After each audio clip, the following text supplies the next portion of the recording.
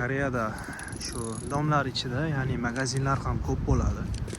Shu tomondan juda ham qulay hisoblanadi. Ba'zilari 24 soat, ba'zilari 11 gacha, 12 gacha ishlashadi. Shulardan birini bugun ko'rsatib beraman. Ko'rishingiz mumkin, marhamat.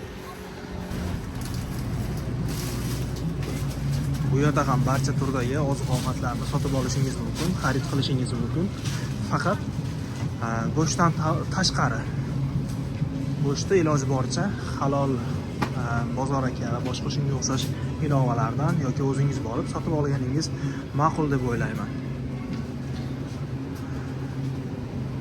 Bu yerda go'sht mahsulotlari, bu yerda tuxum narxlari, munta donasi bizni pulga bo'lar ekan 5400 won, O'zbekiston puliga bo'ladi 45000 47000 so'm atrofida.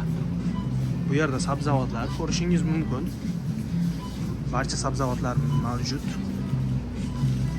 Hattoki dengiz mahsulotlarigacha ham topishingiz mumkin. Bu yerda yarim tayyor ovqatlar.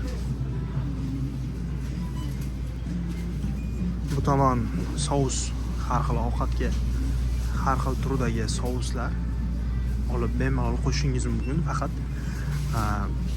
tarkibini tekshirish esdan chiqmasin. Sababi tarkibida cho'chqa yog'i qo'shilgan bo'lishi mumkin. Shunga biroz ehtiyot bo'lishingiz kerak.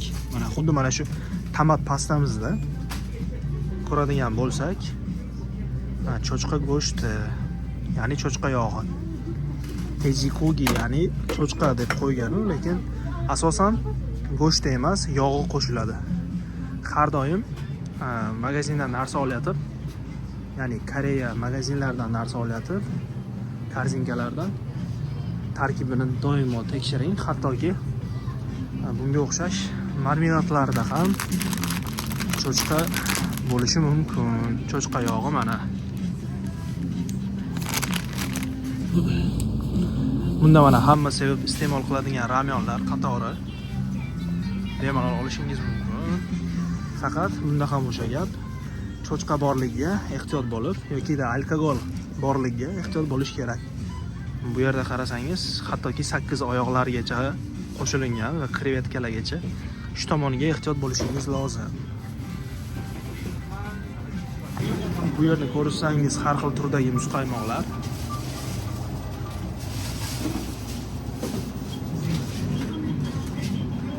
Bu tomonga o'tadigan bo'lsak, sut mahsulotlari. Yana bir narsa ma'lumot o'rnida aytib ketaman. Koreyada bilsangiz agar qatiq bo'lmaydi, kefir ham bo'lmaydi.